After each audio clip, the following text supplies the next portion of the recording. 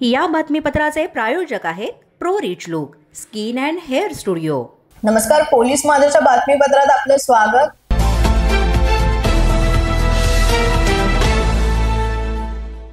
बातमी आहे माणगाव येथून।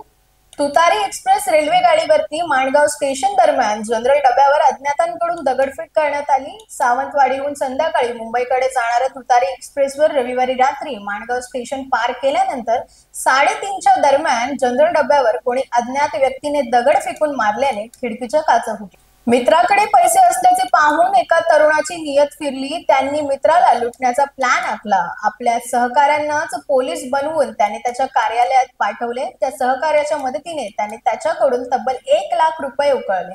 सीसीटीव्ही फुटेजमुळे या कृत्याचा भांडाफोड झालाय। पोलिसांनी सीसीटीव्ही फुटेजच्या आधारे तपास सुरू करत या प्रकरणी वीरेंद्र गुप्ता नावाच्या इसमाला त्याच्या 2 साथीदारासह बेड्यात ठोकले आहेत।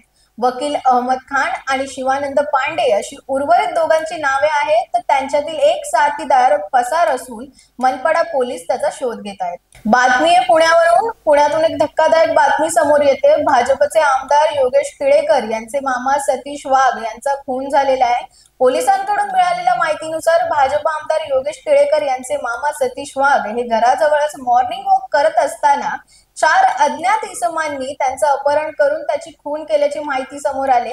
सतीश वाघ यांचे अपहरण करून त्यांना गाडीमधून सोलापूरच्या दिशेने नेले असल्याची माहिती पोलिसांनी दिली। तर यानंतर यवत गावच्या हद्दीमध्ये त्यांचा मृतदेह सापडला। याबाबतचा एक सीसीटीव्ही देखील समोर आला असून संबंधित प्रकरणाची चौकशी पोलिसांकडून केली जात आहे। नाशिकमध्ये गुन्हेगारीने अक्षरशः कळस घातलेला आहे। अगदी छोट्या छोट्या कारणांवरून हाणामारीच्या खुनाच्या घटना सर्रासपणे घडू लागलेल्या आहेत। पार्किंगचे पैसे न दिल्याने एका इसमास जब्बर मारहाण करण्यात आलेली आहे। नाशिक शहरात उपनगर पोलीस ठाण्याच्या हद्दीत असलेल्या FM टॉकीज मध्ये चित्रपट पाहण्यास आलेल्या 8 ते 9 जणांच्या टोळक्याने दीपक यशवंते आणि त्यांचा मुलगा विकी यशवंते यांना पार्किंगचे पैसे मागितले असल्याने शिवीगाळ करत आम्ही इथले भाई आहोत, तू आमच्याकडे पैसे कसे काय मागू शकतो असं म्हणत लोखंडी पाईपने जबर मारहाण केली।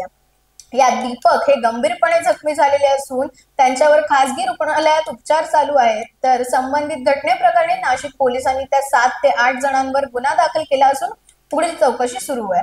पुढील बातमी नाशिक येथूनच। चांदवड येथील मुंबई आग्रा महामार्गावर रेणुका देवी मंदिराच्या घाटात चढावर नियंत्रण सुटल्याने ट्रक उताराला मागे येऊन महामार्गावर उलटला। या विचित्र अपघातात दुचाकीस्वार वृद्ध शेतकरी यांचा ट्रक खाली येऊन जागीच मृत्यू झालाय।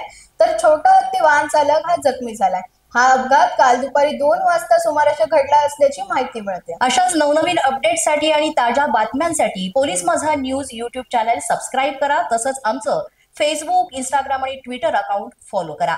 अधिक माहितीसाठी आमच्या www.polismazanews.com या वेबसाईटला भेट द्या।